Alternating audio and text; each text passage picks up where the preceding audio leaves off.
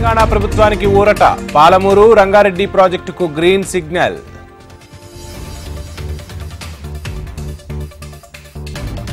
Medical కాలేజీల విషయంలో ఆర్థిక మంత్రి అబద్ధాలు చెప్పారు.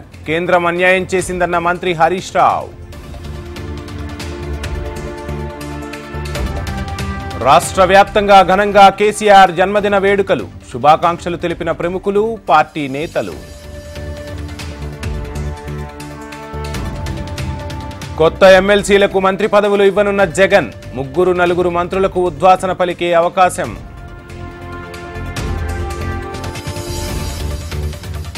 తూర్పుగోదావరి జిల్లాలో చంద్రబాబు కాన్వాయ్ని అడ్డుకున్న పోలీసులు. కాలినడకన కార్యక్రమం చేపట్టిన టీడీపీ అధినేత. వైసీపీకి రాజ్యాంగ విలువలు గౌరవించడం తెలియదు. ఏపీ సర్కార్పై పవన్ కళ్యాణ్ ఆగ్రహం. యార్లగడ్డ దుట్టాలను టార్గెట్ చేస్తూ వల్లభనేని వంశీ కమెంట్స్. వైసీపీ తరపున గన్నవరం నుంచి పోటీ చేస్తానన్న ఎమ్మెల్యే. పోలవరంపై మాట్లాడే హక్కు చంద్రబాబుకు లేదు. టీడీపీ అధినేతపై మంత్రి అంబటి ఫైర్.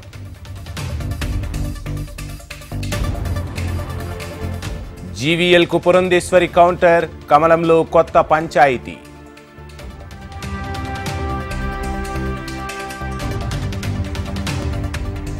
ప్రధాని మోడీకి మంత్రి కేటీఆర్ ట్వీట్. బీజేపీ ఎంపీలంతా ఒకే అబద్ధం చెప్పేలా శిక్షణ ఇవ్వాలని సూచన. ఏపీ ప్రభుత్వం ఉద్యోగుల పట్ల నిర్లక్ష్యం వహిస్తోంది. ఏడాది గడిచినా సమస్య పరిష్కారం కాలేదన్న బొప్పరాజు. కిటకిటలాడుతున్న ఫ్రూట్ ఫ్లవర్ మార్కెట్స్. శివరాత్రికి భారీగా పెరిగిన ధరలు.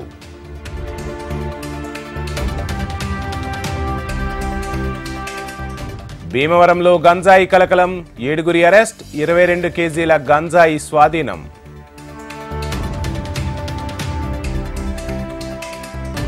ఆర్మీ అధికారి పేరుతో ఘరానా మోసం. 25 లక్షలు కాజేసిన కేటుగాళ్లు.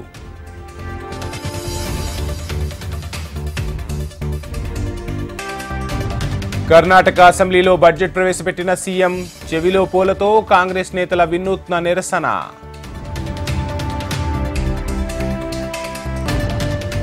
ఉద్ధవ్ ఠాక్రేకు ఈసీ భారీ షాక్. శివసేన పేరు, ఎన్నికల గుర్తు ఏక్నాథ్ షిండే సొంతం.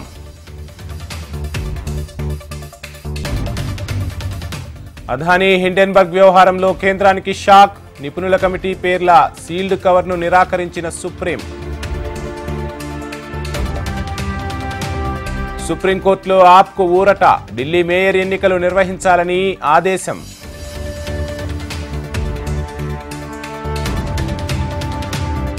ముంబై, ఢిల్లీలో ట్విట్టర్ కార్యాలయాల మూసివేత.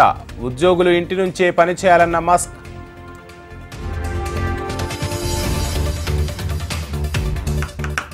బెంగళూరులో ముగిసిన ఎయిర్ షో. ఆకట్టుకున్న వైమానిక విన్యాసాలు.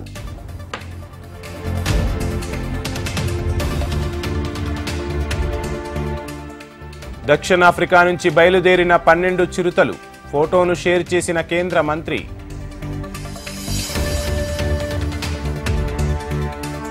తుర్కీ నుంచి ఢిల్లీ చేరుకున్న ఎన్డీఆర్ఎఫ్ బృందాలు.